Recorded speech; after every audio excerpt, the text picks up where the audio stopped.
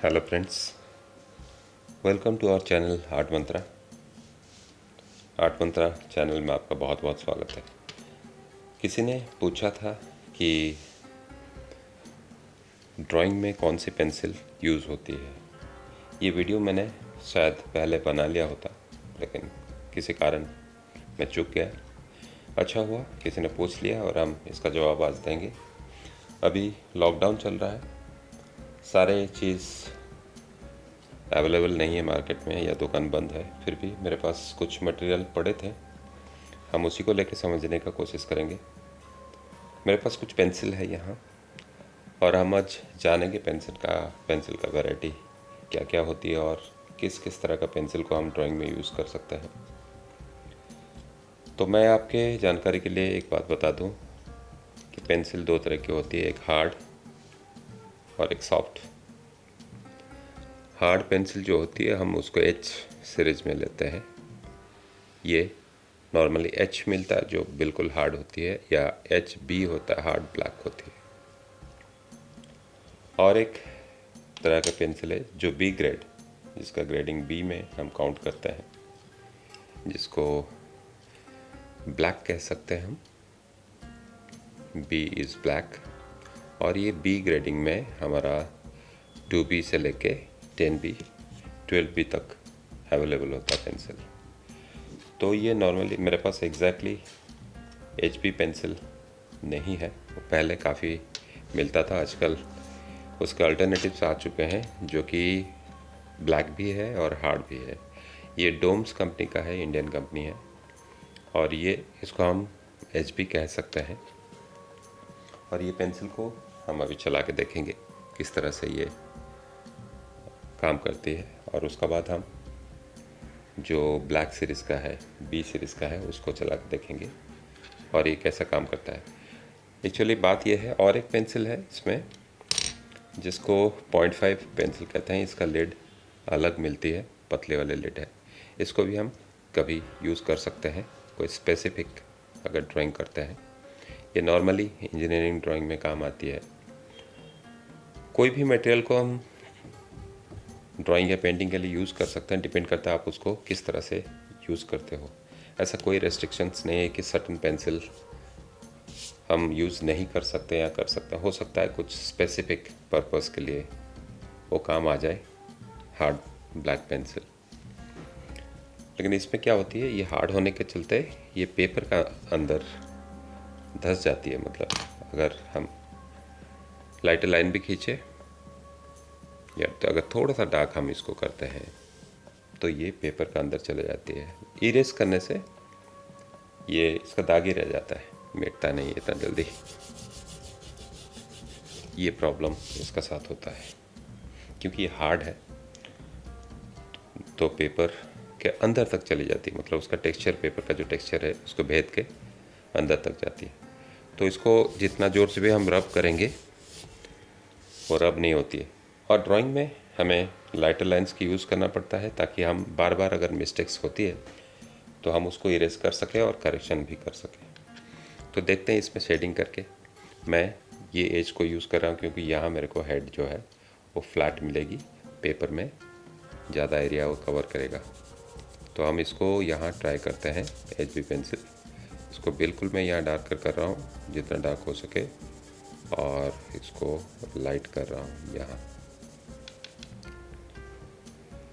ये बुरा नहीं है, लेकिन अगर हम इस तरह से यूज़ करते हैं, मैं इसको इस तरफ से यूज़ किया तब भी जाके मैं इसको हल्का चलाया तो ये अंदर तक नहीं गया, पेपर के अंदर तक नहीं गया, क्योंकि ये फ्लैट सरफेस है। ये इस तरह से अगर हम यूज़ करें तो हम इसको इजीली इरेज भी कर सकते हैं। देखिए ये इरेज हो रहा है और पेपर वाइट दिख रहा है। अगर मैं इसको इस तरह से करता हूँ, मैं डार्क टू लाइट शेडिंग कर रहा हूँ, धीरे धीरे धीरे धीरे मेरे हाथ को मैं हल्का करते जा रहा हूँ और ये बिल्कुल पेपर में मर्ज कर दूँगा। ये मर्ज हो गया।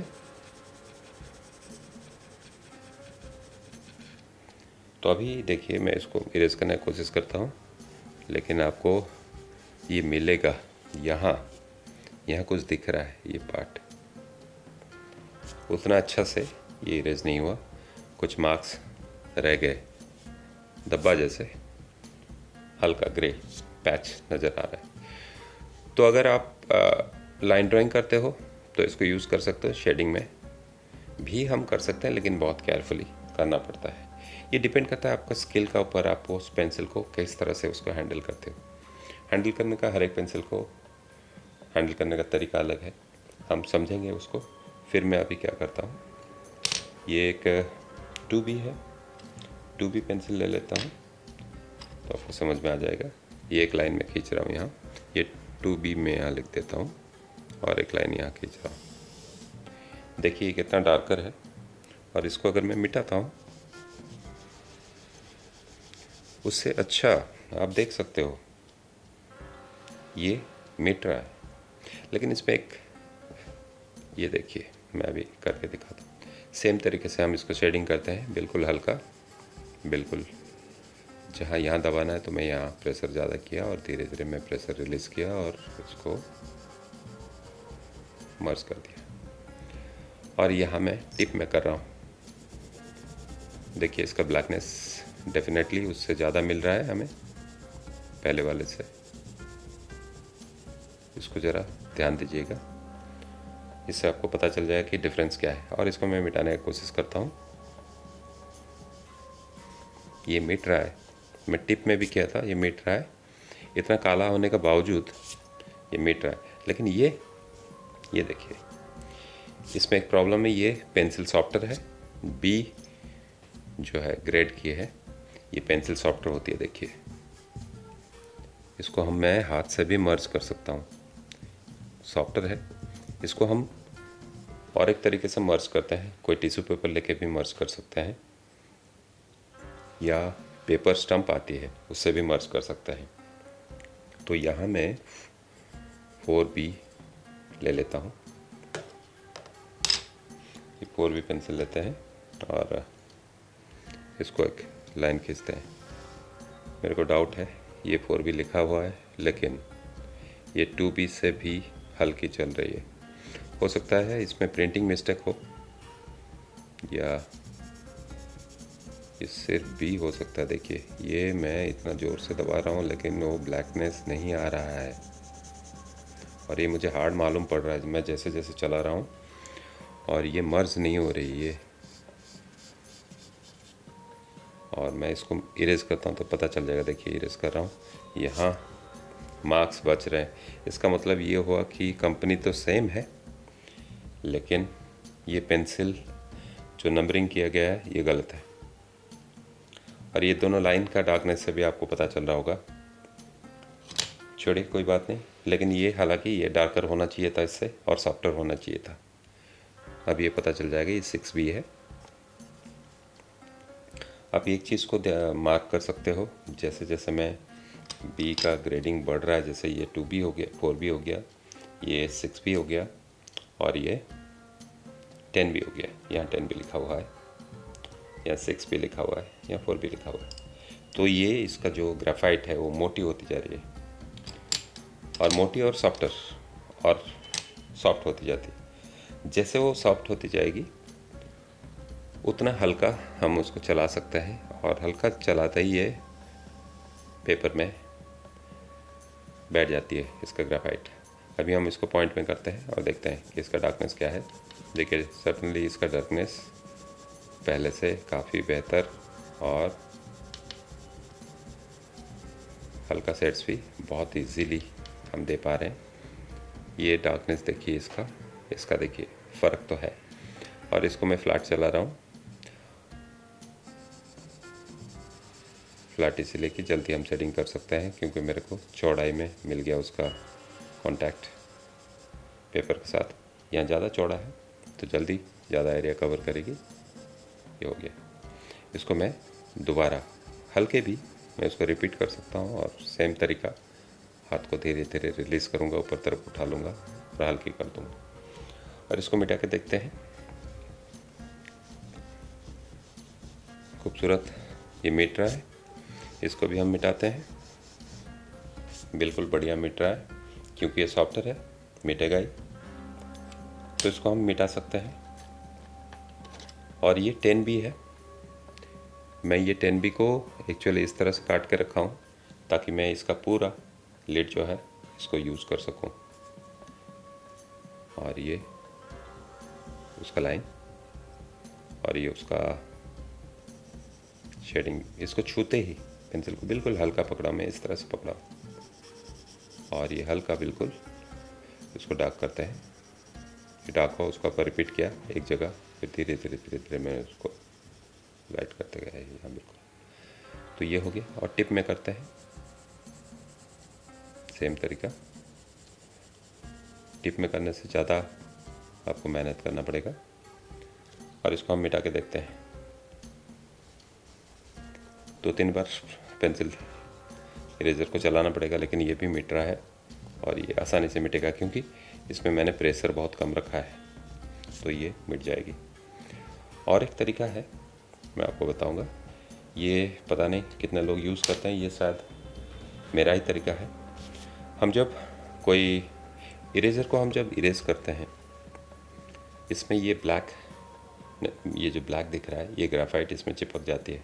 इसको हम बार बार हाथ से ऐसा करते हैं या पैंट में या कहीं रगड़ते हैं। इससे अच्छा है कि एक छोटा सा जीन्स का कपड़ा या कोई रफ़ क्लॉथ ले ले। इस तरह से मैंने नॉर्मल एक ऑर्डिनरी बना लिया है। इसका ऊपर आप इसको फेविकॉल से चिपका दे या ग्लू गन है उसमें चिपका सकते हैं। फिर इसको हम इसमें रब कर सकते हैं कोई भी एंगल से, तो ये तुरंत साफ हो जाएगा और आपको पैंट में रगड़ने की ज़रूरत नहीं पड़ेगी। ये आपके पास अगर बना बनाया हो या कुछ मिल जाए आप बना लो तो ये काफ़ी काम की चीज़ है। ये आपके पास काफ़ी टाइम तक रहेगा, बार बार पैंट में रगड़ना नहीं पड़ेगा। और इसको बार बार साफ़ करना भी ज़रूरी है, नहीं तो फिर क्या होगा, यहाँ से अगर मैं यहाँ से इरेज करके यहाँ डालता हूँ तो यहाँ से जो ग्राफाइट निकला है वो पेपर में फिर से आ सकता है। ये एक तकलीफ़ है। दूसरी बात है, और एक आपके पास ये होना चाहिए, ये एक सैंड पेपर है। सैंड पेपर ये करीब 120, इसका नंबर 120 नंबर का है। इसमें नंबर होती है, जितना छोटा नंबर होता है उतना बड़े ग्रेन्स होती है, और जितना बड़े नंबर्स होते हैं उसका ग्रेन्स फाइन होती जाएगी। और हमें फाइन ग्रेन्स की ज़रूरत है। हमें सिर्फ ये इसको इस तरह से एक ही डायरेक्शन में करना है ताकि मुझे एक फ्लैट एज मिल जाए। एज मिलेगी तो मैं इसको आराम से कोई भी शेडिंग करना हो तो कर सकता हूँ। और इसमें भी हम शेडिंग कर सकते हैं ये वाली पेंसिल में। मेरे पास और एक पेंसिल है जो बहुत ही कॉमनली अवेलेबल है, ये अप्सरा प्लैटिनम एक्स्ट्रा डार्क। ये जो एक्स्ट्रा डार्क लिखा है, एक्स्ट्रा डार्क का मतलब होता है ये काफ़ी डार्क हो सकती है। हम इसका एक लाइन यहाँ खींचते हैं, आप कंपैरिजन देख सकते हो। इतना डार्क तो नहीं है, लेकिन करीब करीब ये 6B या 4B का आसपास की डार्कनेस दे रही है। तो इसमें भी हम शेडिंग कर सकते हैं। डार्क का मतलब है कि उतना ही डार्क अगर वो आसपास की भी होती है तो सीधा मतलब ये है कि ये पेंसिल सॉफ्टर होगी। HB जैसा तो नहीं है, HB से लाइटर है। देखिए इसका शेडिंग भी बहुत खूबसूरत हो रहा है। इसका मतलब इसमें भी कर सकते हैं। तो मेरा कहने का मतलब ये है, ये मैं अभी पॉइंट में कर रहा हूँ।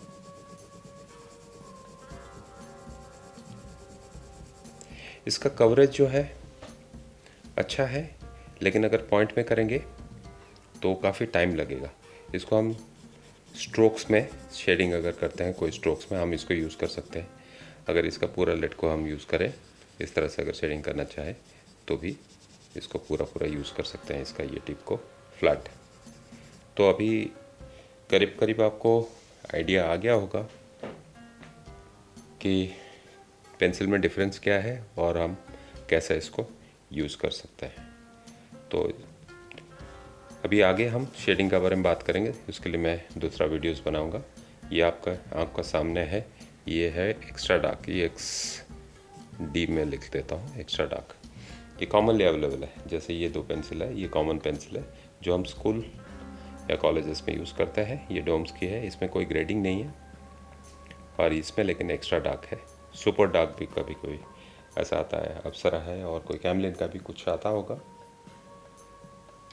तो इसमें थोड़ा बहुत फ़र्क रहती है। जैसे कि ये अप्सरा का पेंसिल है, ये 8B है।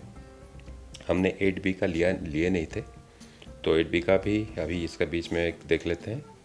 8B ये कंपनी अलग है, ये अप्सरा है, ये कैमलिन है, तो इसको भी देख लेते हैं। मैं ये भूल गया था, तो इसको डार्क करके देखते हैं। ये बिल्कुल काला हो रहा है और ये बढ़िया मर्जिंग है। पॉइंट में करके देखते हैं। यहाँ मैं लिख देता हूँ 8B। तो ये पॉइंट में ये हो गया इसका। इसको हम मिटा के देखते हैं। थोड़ा सॉफ्ट है, पता चल रहा है, क्योंकि ये बिल्कुल पेपर वाइट दिख रहा है। इसमें भी एक्स्ट्रा डार्क में करके देखते हैं, थोड़ा मिटा के। ये भी मिट रहा है, बहुत खूबसूरत। ये देखो, ये पेपर वाइट है, मतलब हम इसको शेडिंग में यूज़ कर सकते हैं।